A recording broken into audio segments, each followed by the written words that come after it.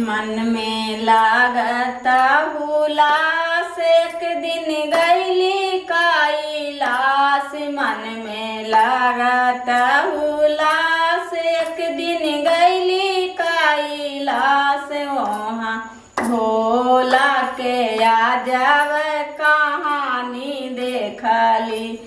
वहाँ भोला के आ जाव कहानी देखली। एगो भूतवा बर्तन में से एगो भूतवा झाड़ू लगावे। एगो भूतावे के बोझल हमें सानी देखनु।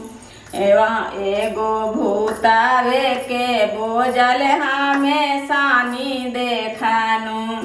वहाँ भोला के आ जाव कहानी देखनु।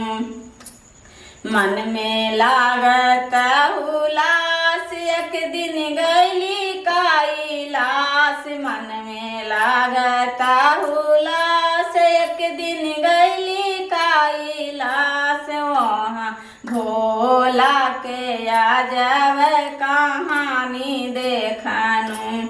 वहाँ भोला के आ जाव कहानी देखनु।